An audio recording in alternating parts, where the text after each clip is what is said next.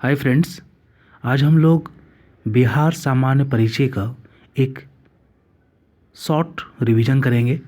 ठीक है, ये काफ़ी ज़रूरी है क्योंकि पिछले previous 65th BPSC pre exam में बिहार सामान्य परिचय से 4-5 क्वेश्चन आए थे, जिसमें एक क्वेश्चन ये भी था कि किस धर्म के निम्नलिखित में से कौन सा धर्म के लोग सबसे ज़्यादा शिक्षित है। ठीक है, तो इस टाइप का क्वेश्चन आया था। ठीक है, तो ये सारी चीज़ बिहार सामान्य परिचय में आता है। ठीक है, और हम लोग को अपने रिवीजन प्रोसेस के दौरान थोड़ा सा मतलब काफ़ी हद तक इसे माइंड में फिट करना ज़रूरी है, क्योंकि ये काफ़ी बेसिक चीज़ है और बेसिक चीज़ ही अगर एग्ज़ाम में आ जाता है और हम लोग से अगर मिस हो जाता है तो काफ़ी गिल्टी फील होता है, काफ़ी ख़राब फील होता है।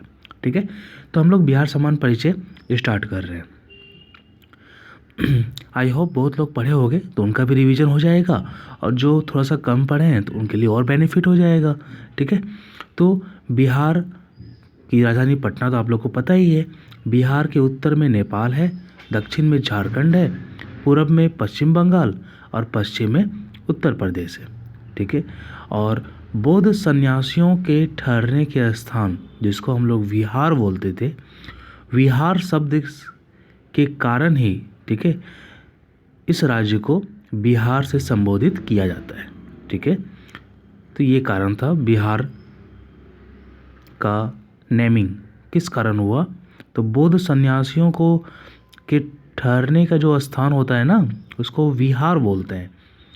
तो विहार शब्द यूज हुआ, और जहाँ पर ये लोग काफ़ी ज़्यादा संख्या में मतलब रुकते थे।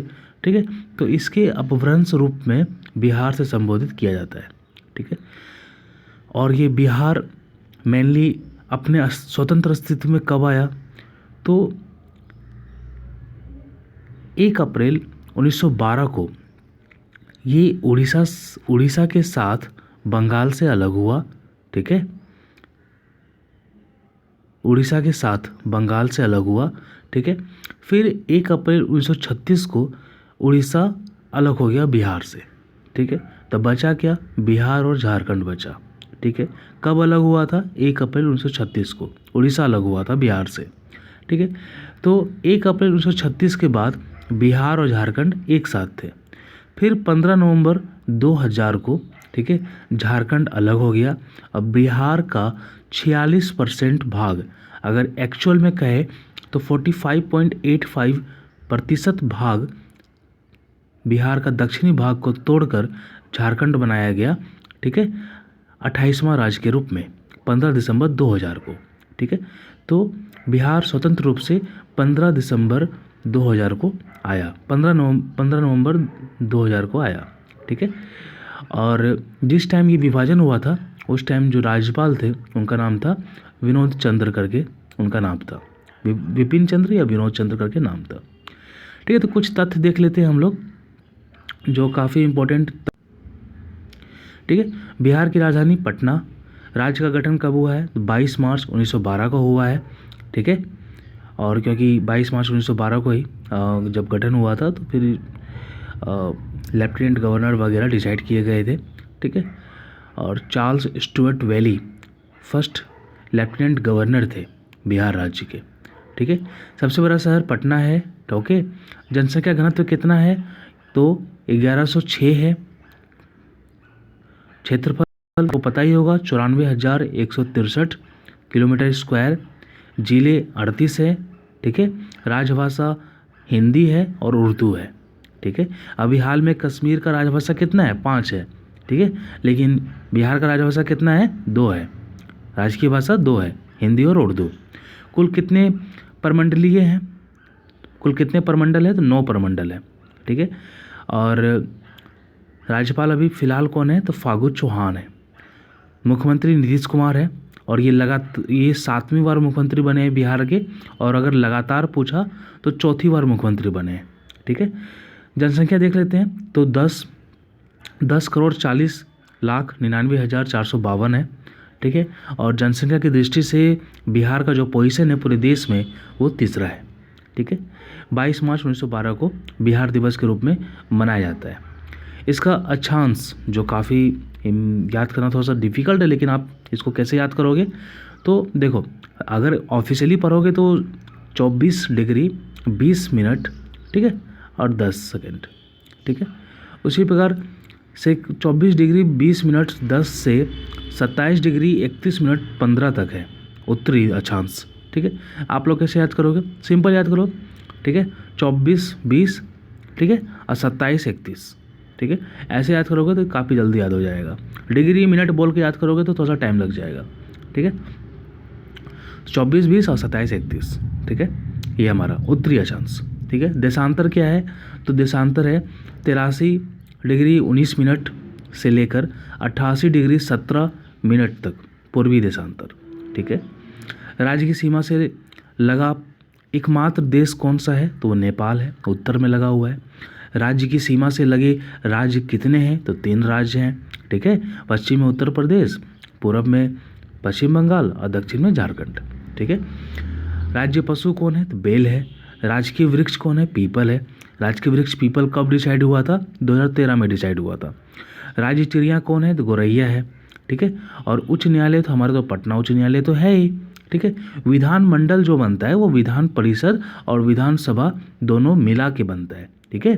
तो दोनों की सीट कितनी है, तो विधानसभा में 243 सीट है और विधान परिषद में 75 सीट है। आपसे ये भी क्वेश्चन आ सकता है कि विधानसभा में कितनी सीटें आरक्षित है, तो टोटल 40 सीट आरक्षित है। 38 सीट जो है वो एससी के लिए है और 2 सीट जो है वो एसटी के लिए है, ठीक है। तो बाई कैमरल है, ठीक है, बाई कैमरल यानी द्विसदनीय हमारा विधान परिषद है, ये विधानमंडल है, ठीक है, बिहार का विधानमंडल, ठीक है।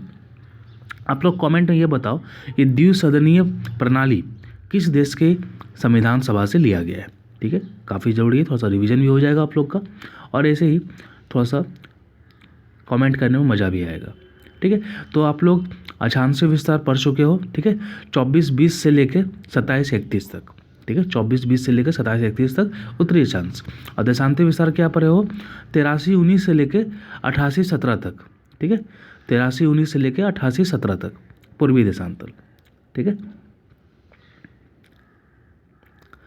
आकृति कैसा है इसका, आकृति आयताकार है। अगर आप इसके मैप को काफ़ी अच्छे से देखोगे तो आकृति आपको आयताकार दिखेगा, ठीक है। क्षेत्रफल तो अभी पता ही था, ठीक है, 94,163 वर्ग किलोमीटर। आप ऐसे याद करो, ऐसे याद मत करो कि 94,163, ठीक है, ऐसे नहीं, 94,163 वर्ग किलोमीटर, जल्दी याद हो जाएगा। लंबाई हमेशा पूछता है, कभी कभी पूछ लेता है कि जो इसकी जो लंबाई है बिहार राज्य की, ठीक है, उत्तर से दक्षिण कितनी है, तो 345 है और पूरब से पश्चिम, ठीक है, 483 किलोमीटर है, ठीक है। अगर ये कभी याद नहीं रहे ना, इतना याद करना कि बिहार की चौड़ाई जो है ना वो बिहार की लंबाई से अधिक है, ठीक है। तो 483 चौड़ाई है और लंबाई कितनी है उत्तर से दक्षिण, 345 किलोमीटर, ठीक है। समुद्र तट से औसत ऊंचाई कितनी है, तो 52.73 मीटर है, यानी 173 फीट है, ठीक है। अब जन्म व मृत्यु दर देख लेते हैं थोड़ा सा, ठीक है, जन्म व मृत्यु दर, ठीक है। तो प्रजनन दर कितना है, ठीक है, तो 3.2 प्रति महिला है, ठीक है। जीवन प्रत्याशा कितना है, तो 68.9 वर्ष है जीवन प्रत्याशा। 3.2 प्रति महिला प्रजनन दर है और 68.9 वर्ष जो है वो जीवन प्रत्याशा है, ठीक है। फिर शिशु मृत्यु दर कितना है, तो 35 प्रति हजार है, यानी 1000 महिलाओं पर 35 शिशु की मृत्यु हो जाती है, ठीक है, प्रेगनेंसी के दौरान या प्रेगनेंसी के 45 दिन के अंदर, ठीक है। तो शिशु मृत्यु दर कितना है, 35 है प्रति हजार, ठीक है। ऐसा भी एक ऑब्जेक्टिव आ सकता है कि बिहार का शिशु मृत्यु दर कितना है, ऑप्शन नंबर ए 35 प्रति हजार, ऑप्शन नंबर बी 35 प्रति सैकड़ा, ऑप्शन नंबर सी 35 प्रति लाख। तो आप इस सब में कंफ्यूज कर जाओगे, इसलिए केवल 35 याद नहीं करना है, 35 प्रति हजार याद करना है, ठीक है। सेकंड हमारा मातृत्व मृत्यु दर कितना है, तो 331 प्रति 1 लाख जीवित जन्म पे। देखो शिशु मृत्यु दर प्रति हजार में था, लेकिन मातृत्व मृत्यु दर जो है वो प्रति 1 लाख में हो गया है, ठीक है, 1 लाख जीवित जन्म पर, ठीक है। तो ये सब वर्ड आप थोड़ा सा अच्छे से माइंड में फिट कर लो, क्योंकि केवल डाटा याद करने से नहीं होगा, उसके बाद का जो वर्ड है उसमें भी पीपीएससी आप लोग को मतलब कंफ्यूज करवा सकती है। तो ये मातृत्व मृत्यु दर कितना है, 331 प्रति 1 लाख जीवित जन्म पर है, ठीक है। जनसंख्या वृद्धि दर, तो ये आप लोगों को तो काफ़ी पहले से पता ही होगा कि 2001 से लेकर 2011 के दशक का जो जनसंख्या वृद्धि दर हुआ है वो 25.42% हुआ है, ठीक है, 25.42% हुआ है, प्रतिशत हुआ है, ठीक है। सबसे ज़्यादा किस जिले में जनसंख्या वृद्धि दर देखा गया है, यानी दशकीय जनसंख्या वृद्धि दर देखा गया है, तो ये हमारा मधेपुरा जिला है, ठीक है। और सबसे कम जनसंख्या वृद्धि दर कौन सा जिला है, तो ये गोपालगंज है, ठीक है। यहाँ गोपालगंज आया तो एक पॉइंट मैं बताना चाहूँगा अपनी तरफ से कि गोपालगंज में सबसे ज़्यादा सेक्स रेशियो है, यानी यहाँ महिलाओं 1000 पुरुष पर महिलाओं की संख्या जो है वो पुरुष की तुलना ज़्यादा है, ठीक है। तो यहाँ से आप लोग यही चीज़ देख लियो कि जनसंख्या वृद्धि दर जो हुआ है वो मधेपुरा में सबसे ज़्यादा हुआ है 2001 से 2011 के बीच में, और गोपालगंज में सबसे कम हुआ है 2001 से 2011 के बीच में, ठीक है। और टोटल ओवरऑल जो जनसंख्या वृद्धि दर हुआ है वो 25.42% हुआ है, ठीक है। चलिए अब थोड़ा हम लोग पॉपुलेशन डेंसिटी यानी जनसंख्या घनत्व को देख लेते हैं, ठीक है। पॉपुलेशन डेंसिटी जो जनसंख्या घनत्व है वो कितना है, अभी मैंने स्टार्टिंग में बताया था, आप लोग उसको रिमेंबर करो, 1106 व्यक्ति प्रति वर्ग किलोमीटर है। यानी जहां अरुणाचल प्रदेश में 17 व्यक्ति प्रति वर्ग किलोमीटर है, बिहार में कितना है 1106 व्यक्ति प्रति वर्ग किलोमीटर। तो इमेजिन कर सकते हो कितना ज़्यादा डेंसिटी है, ठीक है। और डेंसिटी के दृष्टिकोण से बिहार का भारतीय राज्यों में कौन सा स्थान है, तो प्रथम स्थान है। यानी भारत का कोई ऐसा राज्य नहीं है जिसका जनसंख्या घनत्व बिहार के जनसंख्या घनत्व से ज़्यादा हो। इमेजिन कर सकते हो हम लोग किस पोजीशन में है और किस स्थिति में रह रहे हैं। यानी ऐसा कोई राज्य नहीं है जिसका जनसंख्या घनत्व बिहार से ज़्यादा हो। बिहार जनसंख्या घनत्व के दृष्टिकोण से सभी राज्यों में टॉप में आता है, ठीक है, 1106 याद रखना। और इंडिया से भी ज़्यादा इसका जनसंख्या घनत्व है, जो राष्ट्रीय औसत है ना जनसंख्या घनत्व का, उससे भी ज़्यादा बिहार का है, ठीक है। तो सर्वाधिक जनसंख्या घनत्व वाला जिला कौन सा है, तो शिवहर है। अब शिवहर का लोकेशन देखो कहाँ पर है, तो शिवहर का लोकेशन जो है वो पूर्वी चंपारण और सीतामढ़ी के बीच में छोटा सा दिखेगा आपको शिवहर, ठीक है। जब भी कोई डिस्ट्रिक्ट आए ना उसको मैप में जाके फाइंड आउट करो और उसके लोकेशन को कम से कम देख लो, उसके आसपास के राज्य को देख लो, काफ़ी बेनिफिट होता है। 5 सेकंड लगेगा लेकिन आपके लिए बेनिफिटेड होगा। और खासकर ये लास्ट टाइम का जो रिवीजन चल रहा है ना, इस टाइम सारी चीज़ को कोरिलेट करके पढ़ने से मज़ा आएगा और बेनिफिट भी होगा, ठीक है। तो शिवहर कहाँ पर है, सीतामढ़ी और पूर्वी चंपारण के बीच में, ठीक है, उत्तरी बिहार में पड़ता है ये, ठीक है। सबसे ज़्यादा सर्वाधिक जनसंख्या घनत्व वाला जिला ये है। और न्यूनतम जनसंख्या घनत्व वाला जिला कौन सा है, तो ये है हमारा कैमूर, ठीक है। कैमूर 488 लोग प्रति वर्ग किलोमीटर यहाँ पर रहते हैं, ठीक है। तो कैमूर कहाँ पर है, कैमूर रोहतास के बगल में है और औरंगाबाद के पश्चिम में है। यानी औरंगाबाद और रोहतास के पश्चिम में है, ठीक है, रोहतास के पश्चिम में है कैमूर, ठीक है, रोहतास के पश्चिम में। और ये बक्सर पड़ता है इसके उत्तर में, कैमूर के उत्तर में, ठीक है। लिंगानुपात थोड़ा सा देख लेते हैं। लिंगानुपात जो है बिहार का वो 918 प्रति 1000 पुरुष पर है। यानी 1000 पुरुष पर 918 महिलाएं हैं, ठीक है। बच्चों का लिंगानुपात थोड़ा सा ज़्यादा है, 935 से, ठीक है। तो सामान्य लिंगानुपात कितना है, 918 है। बच्चों का लिंगानुपात कितना है, 935 है, ठीक है। लिंगानुपात की दृष्टि से भारत के राज्यों में बिहार का कौन सा पोजीशन है, तो 24वां पोजीशन है, ठीक है। ये सब चीज़ आप लोग को याद रखना चाहिए, 24वां पोजीशन है। सर्वाधिक लिंगानुपात वाला जिला कौन सा है, मैंने अभी आप लोग को बताया था, गोपालगंज है, ठीक है। देखो 1028 है, यानी 1000 पुरुष पर कितनी महिलाएं हैं, 1028 महिलाएं हैं, ठीक है। और न्यूनतम लिंगानुपात वाला जिला कौन सा है, तो हमारा प्यारा मुंगेर, ठीक है। मुंगेर से कौन कौन जिला जुड़ा हुआ है, तो आप लोग कमेंट करके लिखो, ठीक है। तो सबसे न्यूनतम लिंगानुपात वाला जिला कौन सा है, मुंगेर है, ठीक है। ये सब चीज़ याद करना ज़रूरी है। साक्षरता, तो कितना साक्षरता है, तो 61.8% है, ठीक है। अभी आप लोग को जब साक्षरता वाला क्वेश्चन, साक्षरता का टॉपिक आया है, तो एक चीज़ आप लोग को याद रखना चाहिए, जो एनओसो के द्वारा अभी हाल ही में रिपोर्ट दिया गया है, ठीक है, राष्ट्रीय सांख्यिकी आयोग के द्वारा, ठीक है, जिसको एनओसो भी बोलते हैं, तो उसके द्वारा जो रिपोर्ट दिया गया है साक्षरता के मामले में, तो बिहार का उस टाइम अभी जो है एनओसा के द्वारा वो 71.9% है, ठीक है। 71.9% है बिहार का साक्षरता दर, अभी फ़िलहाल एनओसा के द्वारा जो दिया हुआ है, ठीक है। और उसमें जो सबसे न्यूनतम साक्षरता दर है वो आंध्र प्रदेश का है, ठीक है।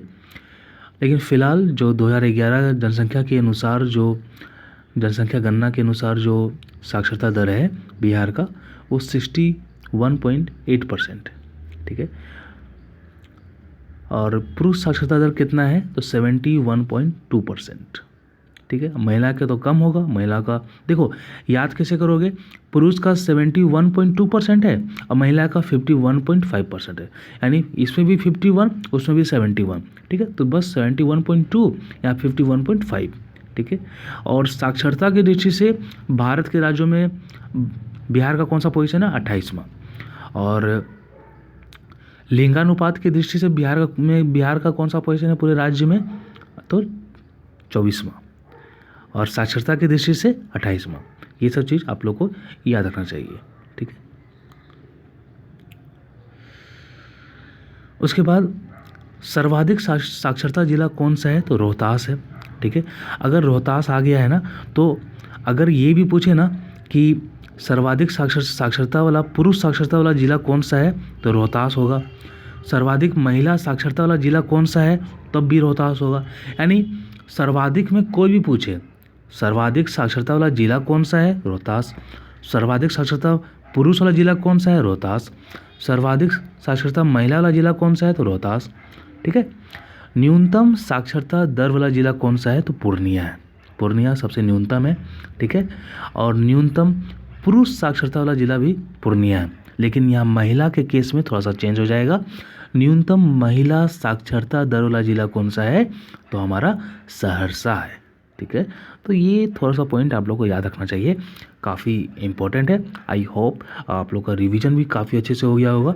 मिलते हैं हम लोग नेक्स्ट पार्ट के वीडियो में, ठीक है। छोटे छोटे वीडियो बनाएंगे तो काफ़ी सही भी लगता है और क्विक रिवीजन भी होता है, जल्दी जल्दी रिवीजन होता है।